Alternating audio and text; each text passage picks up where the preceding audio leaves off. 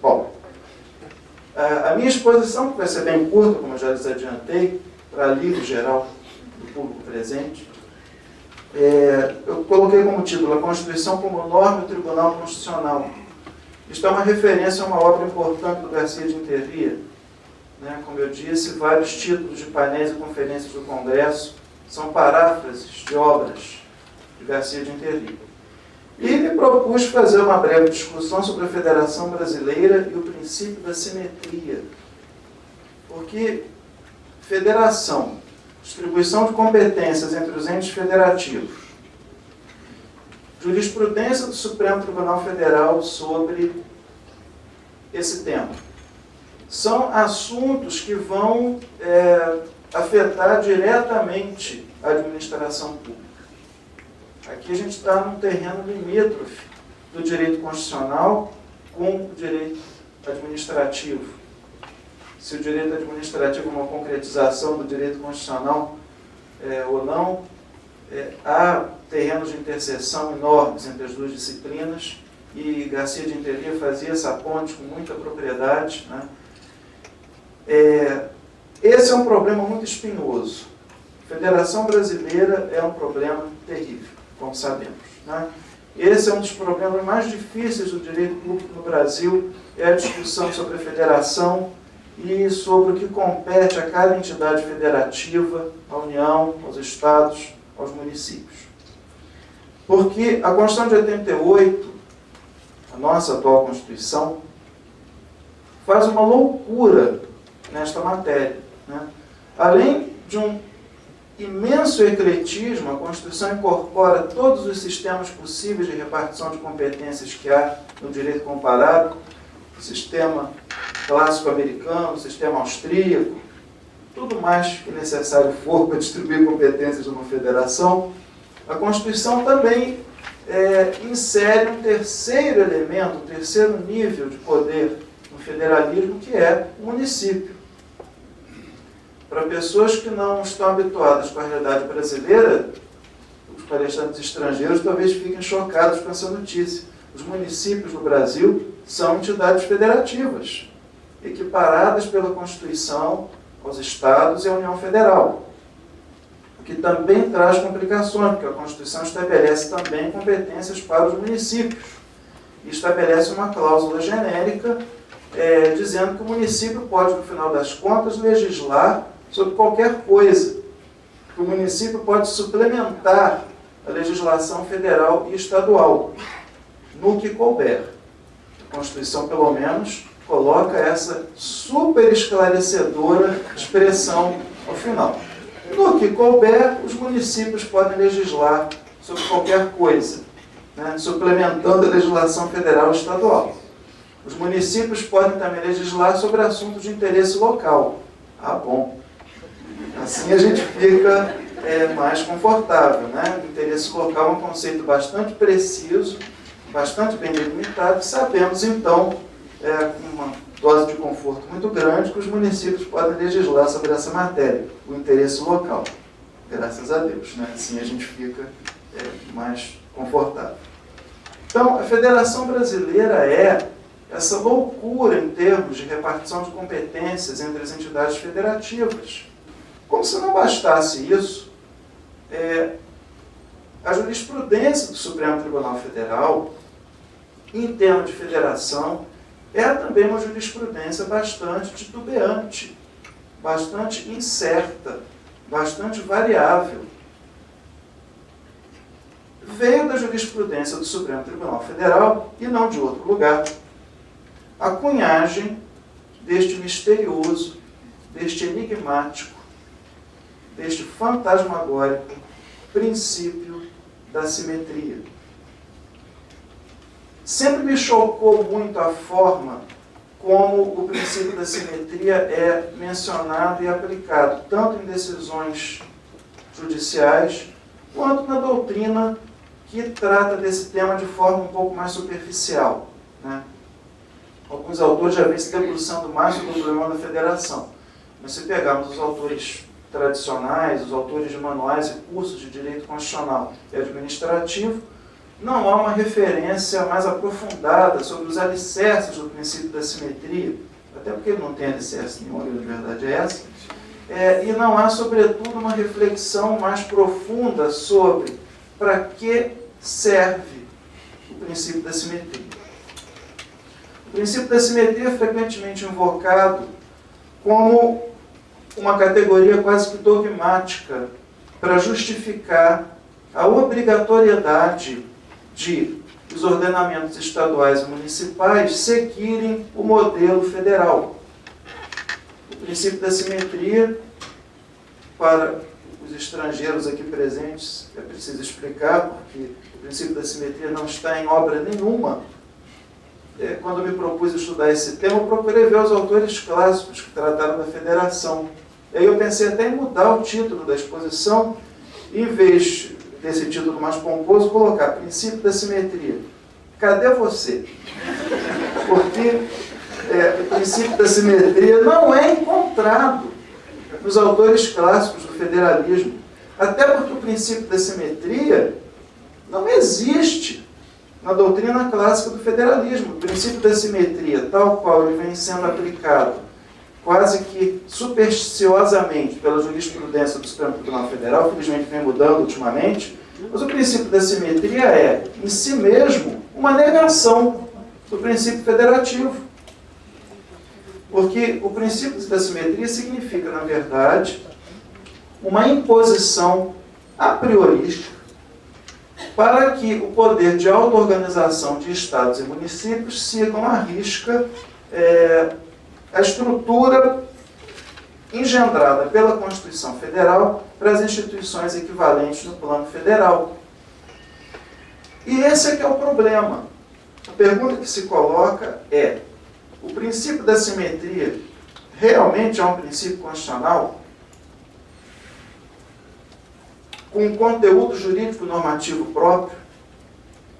Ou, na verdade, o princípio da simetria, ou isso que se convencionou chamar de princípio da simetria, não seria uma consequência de uma prévia reflexão mais aprofundada a respeito de se determinadas normas que a Constituição Federal estabeleceu para a União, porque essas normas são visceralmente ligadas à própria caracterização do Estado brasileiro, e porque essas normas são protegidas eventualmente como cláusulas pétreas, porque essas normas podem se caracterizar como desdobramentos de direitos fundamentais, porque essas normas são expressões de direitos fundamentais da Constituição de 88, por esse motivo, essas normas são extensíveis a estados e municípios.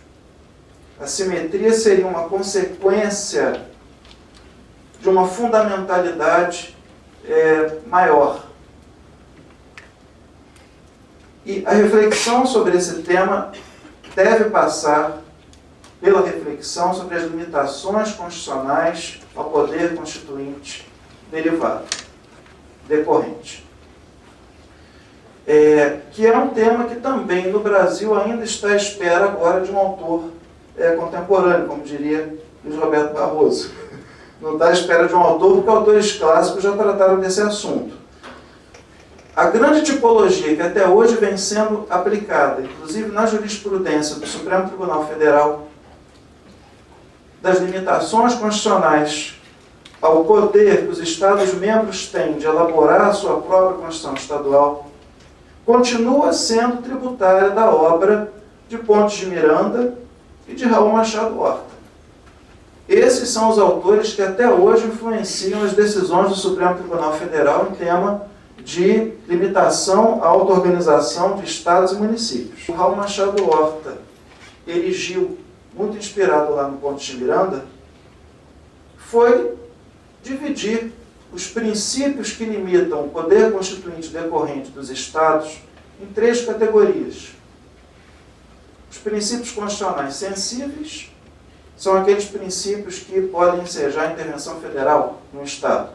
Então, por óbvio, se a Constituição já coloca como sanção, por desrespeito a esses princípios, a intervenção federal, que é uma coisa muito séria, né?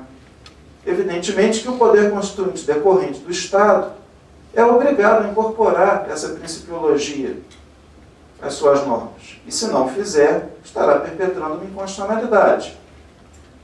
A segunda categoria de princípios aos quais o Raul Machado Horta se refere seriam aquelas normas de pré-ordenação. Ou seja, aquelas normas que, embora positivadas na Constituição Federal, se dirigem especificamente à organização dos Estados. Por exemplo, os artigos 27 e 28 da Constituição de 88 são normas que regulamentam diretamente, que estruturam diretamente poderes, funções do Estado-membro. E por fim, e aqui é que mora o grande drama do princípio da simetria, aquilo que foi denominado de princípios federais extensíveis, que são aquelas normas positivadas na Constituição Federal, dirigidas à organização da União, mas que devem ser estendidas também, por uma questão de sistemática, por uma questão lógica, também à organização dos Estados e, no caso do Brasil, dos municípios. Essas normas, esses princípios constitucionais extensíveis, podem estar expressamente determinados no próprio texto constitucional. O artigo 75, por exemplo, da Constituição, determina que se apliquem às Cortes de Contas estaduais e municipais a mesma principiologia, a mesma lógica que se aplica ao Tribunal de Contas da União. Então, é uma extensibilidade que o próprio texto constitucional originário impõe aos Estados-membros e aos municípios. O problema está naqueles princípios federais extensíveis, onde essa extensibilidade não é expressa, onde essa extensibilidade a Estados e municípios não é categoricamente colocada pelo texto da Constituição. E aqui basta lembrar dois exemplos muito conhecidos. Um, é óbvio que isso é um princípio constitucional extensível, né? O princípio da separação de poderes, o artigo 2º da Constituição, fala que são poderes da União, independentes e harmônicos entre si, o Legislativo, o Executivo e o Judiciário. A Constituição não fala que são poderes da União, dos Estados e dos municípios. A Constituição, ao positivar essa dicção do princípio da separação de poderes, o faz com referência apenas à União Federal. Mas eu tenho certeza de que ninguém aqui nesta plateia tem a menor dúvida de que o princípio da separação dos poderes se aplica a todas as esferas da federação. Um outro exemplo, esse consagrado na jurisprudência do Supremo Tribunal Federal, as normas sobre o processo legislativo federal. Como se sabe, é consagrado na jurisprudência do Supremo Tribunal Federal, na doutrina dominantíssima, o entendimento de que o princípio da simetria se aplica ao processo legislativo. Sobretudo quando a gente fala na iniciativa privativa de certas autoridades. A iniciativa privativa, por exemplo, do chefe do Poder Executivo. A Constituição Federal fala apenas no presidente da República. São de iniciativa privativa do presidente, por exemplo, as leis que cuidam de criação de cargos na administração, criação de entidades da administração indireta, etc. e tal. Diz o Supremo Tribunal Federal que, por aplicação do princípio da simetria, essas normas também se aplicam aos estados e aos municípios. Então, por óbvio, quando no plano estadual se intentar criar uma nova entidade da administração, um novo órgão público, se for promover o aumento de remuneração de servidores públicos, a iniciativa dessa lei cabe ao chefe do Poder Executivo, consoante o entendimento mais pacífico, por aplicação do princípio da simetria. Mas aí é que está a questão. Em todas as vezes que o Supremo fala em princípio da simetria corretamente, não é por causa do princípio da simetria que aquela normatividade federal se estende também aos estados e aos municípios. Aquela normatividade se estende a estados e municípios porque há um princípio fundamental embutido nessa normatividade, que é um princípio de tal modo relevante para a caracterização do próprio Estado brasileiro, que não se pode cogitar que esse princípio seja aplicável apenas a uma das esferas da federação. Esse princípio é necessariamente aplicável à esfera federal, à esfera estadual e à esfera municipal, sob pena de descaracterização, sob pena de se fulminar as características essenciais do Estado Federal brasileiro. E essa é que é a grande questão que se coloca aqui. O que eu pretendia expor era mais um desabafo e uma proposta de repensar esse assunto do que propriamente uma exposição de considerações conclusivas. É muito importante que todos nós passemos a pensar o princípio da simetria sempre com o pé atrás. O princípio da simetria não pode ser o único fundamento invocado para obrigar estados e municípios a seguir a normatividade federal. O princípio da simetria é o contrário. Ele é uma consequência. O princípio da simetria é a conclusão a que se chega. Por que aquela norma da Constituição Federal caracteriza a própria essência do Estado Federal brasileiro, ela deverá ser aplicada a todas as esferas federativas. Ou seja, porque aquela norma está essencialmente ligada ao princípio da separação de poderes, ao princípio republicano, ao princípio democrático, porque aquela norma é uma concretização de algum direito fundamental relevante. Por este motivo, estados e municípios não podem deixar de levar isso em consideração ao exercer o seu poder de auto-organização. Porque o princípio da simetria em si mesmo é um princípio vazio. Ele não tem conteúdo normativo, ele não tem conteúdo jurídico impositivo próprio. O princípio da simetria é corolário, não é essência, né? Se nós formos analisar, e já encaminhando para concluir, não se preocupe, nossa presidente, já me encaminhando para concluir, se formos analisar as decisões mais importantes onde o Supremo Tribunal Federal deu aplicação ao princípio da simetria, ou pelo menos deu uma interpretação juridicamente defensável ao princípio da simetria, nós vamos ver que, na verdade, o que está por trás da preocupação do Supremo Tribunal Federal não é uma imposição a priorística de que o Estado tem que seguir um modelo federal. Isso seria um absurdo, né? O que está por trás do raciocínio do Supremo Tribunal Federal, e é preciso que esse resgate seja feito, inclusive na própria fundamentação das decisões do Supremo,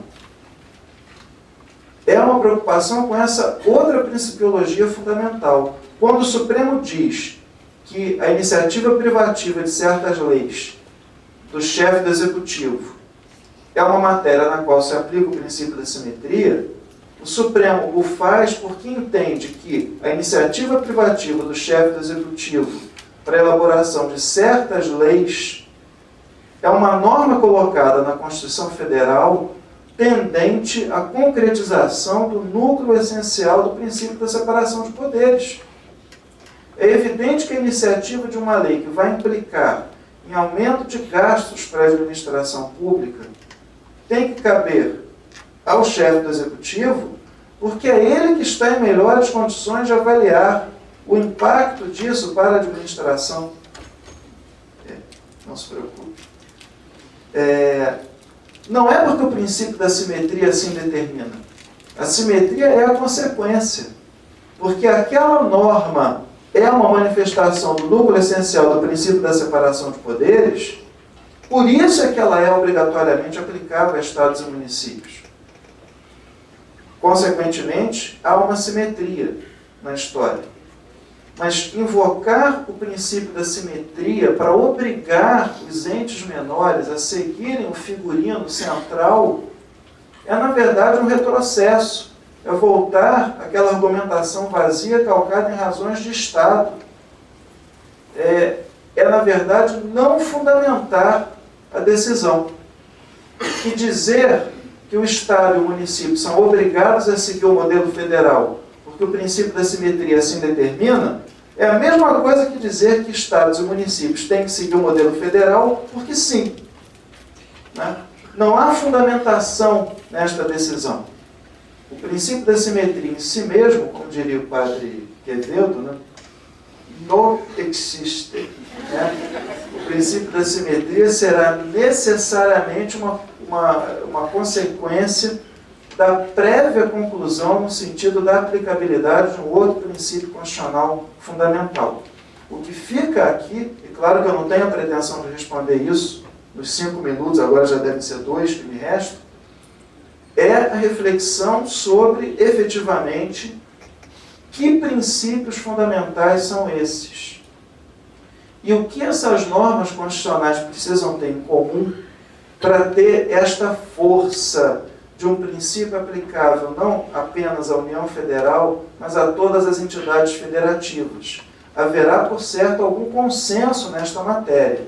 Ninguém aqui tem dúvida de que, por exemplo, as normas elencadas como cláusula pétrea, os princípios constitucionais da administração pública, o princípio da separação de poderes, pelo menos no seu núcleo essencial, são todos princípios extensíveis a estados e municípios. Mas haverá certamente zonas de incerteza, zonas cinzentas.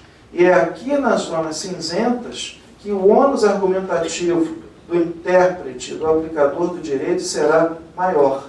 E é aqui que será errado, será a negação da federação dizer que o Estado e o município têm que seguir a União Federal, porque sim, porque o princípio da simetria assim determina. Quer dizer, é preciso haver uma reflexão mais profunda, uma fundamentação mais densa para esse tipo de decisão.